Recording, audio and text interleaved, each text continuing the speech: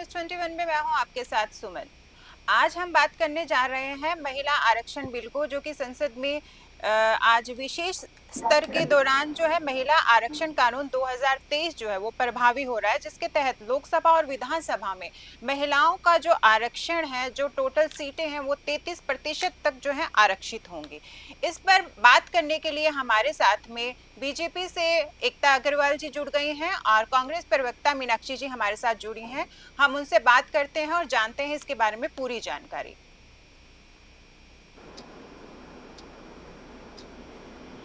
जी एकता ma'am, Meenakshi ma'am, आप स्वागत है आप दोनों का न्यूज 21 में।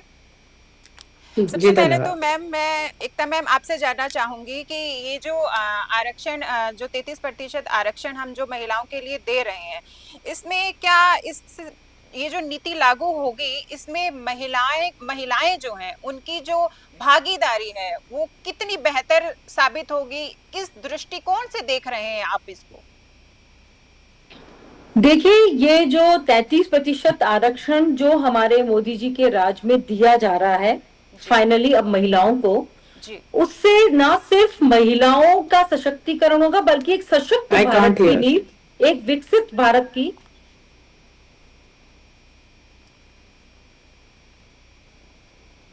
आपको आवाज आ रही है मेरी? जी।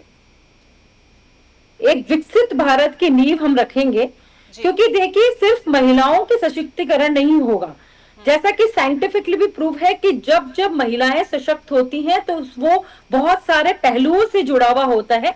महिलाएं जब सशक्त होगी तो हमने पहले भी इसके रिजल्ट देखे हैं कि ये विज्ञान भी इस बात को दिखाता है कि जब महिलाएं सशक्त होती हैं, महिलाएं एजुकेटेड होती हैं, तो उसके साथ साथ पूरा समाज सशक्त होता है। और अब महिलाएं सिर्फ योजनाओं की लाभार्थी नहीं होगी बल्कि संसद में नीतियां बनाने वाली संसद में भी वो भागीदारी निभाएंगी और इस देश के जो निर्माण करने वाले जो कानून होंगे उसमें भी भागीदारी निभाएंगी। तो मुझे लगता है एक विकसित भारत की जो हम नींव रखने जा रहे हैं उसमें महिलाओं का पूरा योगदान होगा और इसका प्रभाव पूरे भारत पे पड़ने वाला है। मीनाक्षी जी, मैं अब आपसे जानना चाहूंगी कि आपको क्या लगता है कि 33% आरक्षण देने से ही महिलाएं सशक्त हो जाएंगी?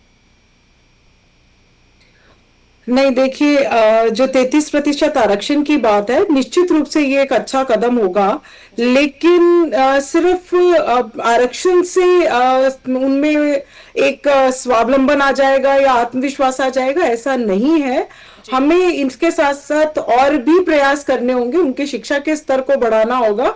लेकिन ये एक निश्चित तौर पर ये सही है कि जब 73वां संविधान संशोधन आया था और जब महिलाओं को लोकल बॉडीज के अंदर आरक्षण मिला था, तो उसके बाद महिलाओं में जो एक आत्मविश्वास है वो निश्चित रूप से बढ़ा है।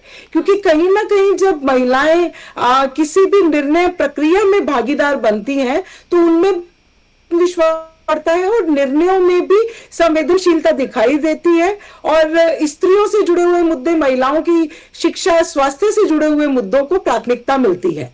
तो इसलिए महिला आरक्षण एक जरूरी टूल हो सकता है, लेकिन उसके साथ साथ हमें और भी फ्रंट्स पर काम करने की जरूरत है महिलाओं को आगे लाने के लिए, महिलाओं के भागीदारी को, उनके आत्मविश्वास को बढ़ाने के लिए। पर मैम, वेणुगोपाल जी तो इसका विरोध कर रहे थे ना? किसका विरोध कर रहे थे? महिला आरक्षण का। महिला आरक्षण का विरोध आपने शायद अच्छे से डिबेट सुनी नहीं है। महिला आरक्षण का कतई विरोध नहीं है। महिला आरक्षण बिल सबसे पहले पेश ही कांग्रेस ने लिया था।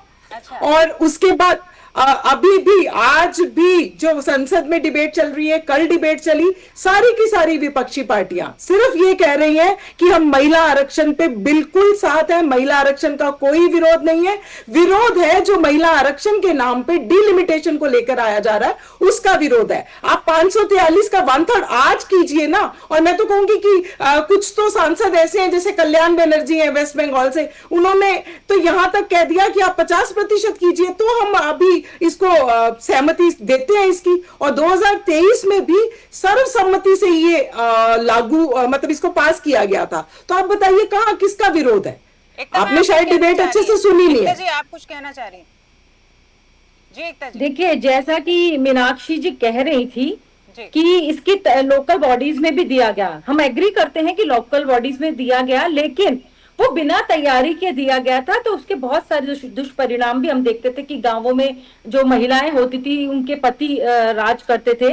लेकिन जिस जी प्रकार की बिल्कुल मीनाक्षी बिल्कुल, जी बात कर यही रहे हैं कि सवाल मेरा राजनीतिक है। सशक्तिकरण के साथ महिलाओं का और भी सशक्तिकरण जरूरी है, तो मैं आपको याद दिला दूं मीनाक्षी जी, इस चीज की तो जो नींव है वो हमारे देश के प्रधानमंत्री जी जब 14 में आए तो उन्होंने तब से ही शुरू कर दी थी इस परिवर्तन की शुरुआत। आप देखिए 2014 में स्वच्छ भारत मिशन के अंतर्गत उन्होंने महिलाओं को शौचालय देने का काम किया, उन्होंने उज्ज्वला लेकर आए, बेटी बचाओ लेके आए, सुकन्या समृद्धि लेके आए। आज हमारी नौसेना में भी महिलाएं हैं, पायलट भी महिलाएं हैं, लखपति दीदी तक बन गई है। तो आप बिल्कुल सही कह रही हैं, लेकिन मैं ये मानती हूँ कि हमारे देश के प्रधानमंत्री जी ऑलरेडी महिलाओं को आर्थिक और सामाजिक रूप से सशक्त कर चुके हैं। और आपकी जो पार्टी है कांग्रेस, उन्होंने 58 साल हमारे देश में राज किया है और आप 10 साल तक पूर्णतः बहुमत में, तो तब ये जो महिला सशक्तिकरण का बिल था वो लागू क्यों नहीं किया गया? लेकिन अब जब लागू कर रहे हैं, और हमारे देश के प्रधानमंत्री जी देखिए कितना बड़ा दिल है, उन्होंने कल स्पष्ट रूप से कहा है कि हमें इसका कोई भी राजनीतिक बेनिफिट नहीं चाहिए,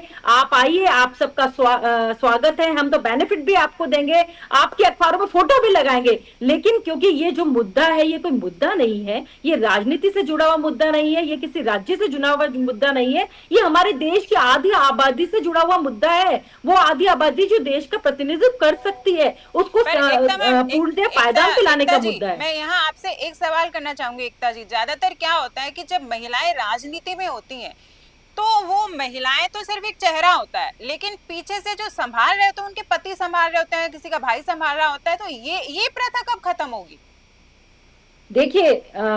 देखिए आपको मैं बता दूं सुमन जी, हम इसी प्रथा को खत्म करने के लिए काम कर रहे हैं। हम 2023 में ही क्यों महिला आरक्षण लेकर आए?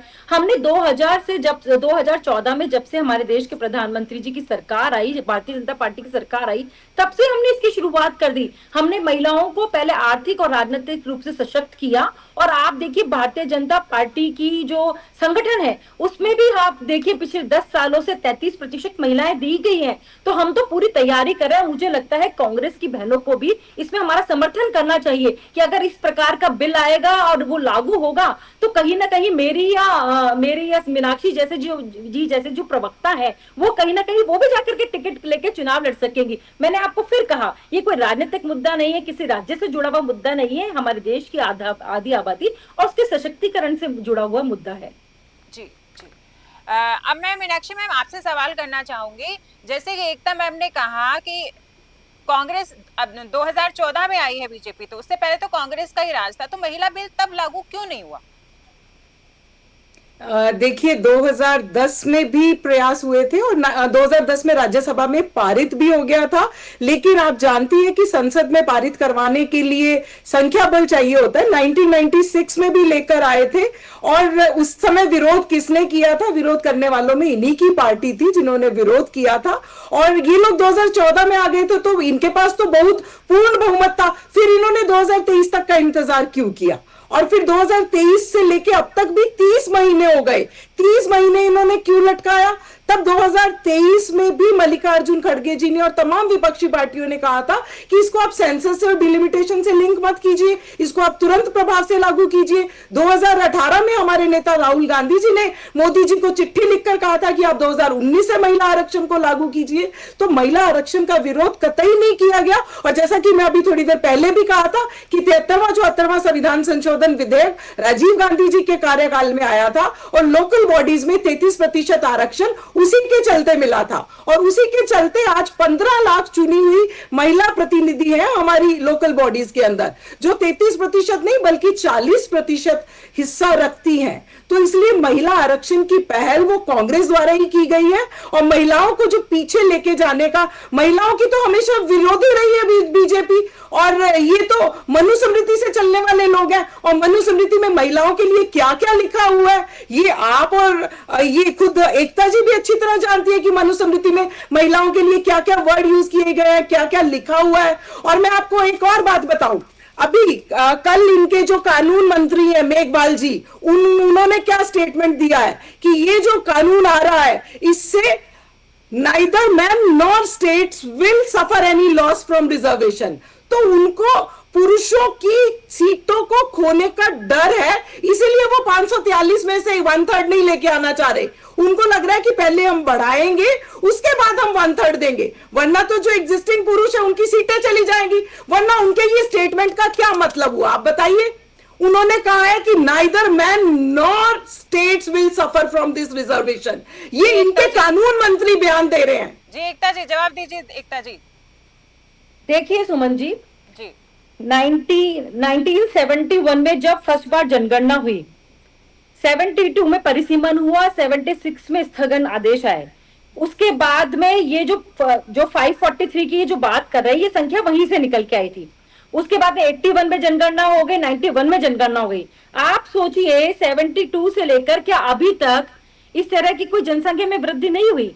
तो इसलिए सीटें बढ़ाना तो जरूरी है। और ये जो बात कर रहे हैं गलत एंगल पर चीजों को लेके जा रहे हैं। हम ये नहीं कह रहे हैं कि हम महिलाओं के, हम पुरुषों के अधिकार को भी नहीं छीन रहे हैं, लेकिन कांग्रेस पार्टी इसको गलत ढंग से लेके जा रही है। क्योंकि जनसंख्याओं में वृद्धि हुई है तो मुझे लगता है सीटें बढ़नी ही चाहिए, लेकिन उसमें महिलाओं को पर्याप्त उनका स्थान मिल रहा था, इसमें आपत्ति किस चीज की है। और ये बात करते हैं कि पहले जब ये बोल रहे थे कि लागू कीजिए लागू कीजिए, अब हम लागू कर रहे हैं तो फिर ये दिक्कत प्रॉब्लम क्रिएट कर रहे हैं। मुझे लगता है ये कोई विषय ही नहीं है। और आप देखिए मनुस्मृति की आप बात मत कीजिए, क्योंकि हम जिस प्रकार से हमारी भारतीय जनता पार्टी काम करती है महिलाओं के लिए सबने देखा है। आपने बहुत लंबे समय तक जो हमारी अल्पसंख्यक वर्ग की बहनें हैं, अल्पसंख्यक वर्ग है, उसको अपना वोट बैंक की राजनीति का शिकार बना के रखा। लेकिन हमारे देश के प्रधानमंत्री जी थे जिन्होंने उन बहनों के बारे में सोचा और 3 तलाक के मुद्दे को उन्होंने खत्म किया। तो आप बताइए कि हमसे ज्यादा हम बहनों की तकलीफ समझने वाले कौन है? जो हमारे देश के प्रधानमंत्री जी थे जिन्होंने आज तक 12 करोड़ इज्जत घर जिसको कहे शौचालय, उन्होंने घर घर तक पहुंचाने का काम किया है।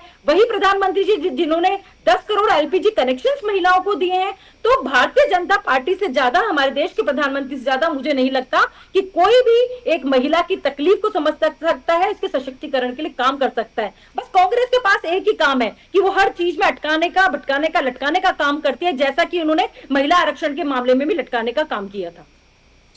जी एकता मैम, मीनाक्षी मैम, साथ जुड़ने के लिए आपका बहुत बहुत धन्यवाद। जैसा कि हम देख पा रहे हैं, चाहे कांग्रेस है चाहे बीजेपी है, दोनों की तरफ से ही हम ये देख रहे हैं कि दोनों ही पार्टी महिला आरक्षण के पक्ष में ही है। चाहे कांग्रेस की सरकार की बात करें या हम बीजेपी की सरकार की बात करें, महिला आरक्षण जो है दोनों के लिए ही फायदे की बात है। क्योंकि महिलाएं जो है इस कहते हैं कि अगर एक महिला सशक्त होगी तो 7 पीढ़ियां सशक्त होंगी। तो महिला का सशक्तिकरण हर बार हर सरकार के साथ ही जरूरी है। महिलाओं को साथ लेके चलेंगे तो देश आगे बढ़ेगा। शुरू से ही हमारा समाज जो है पुरुष प्रधान रहा है। अब महिलाओं की हिस्सेदारी राजनीति में भी आएगी तो महिलाएं जो है ये साबित कर पाएंगी कि वो देश चलाने में भी कितनी समर्थ हैं। धन्यवाद।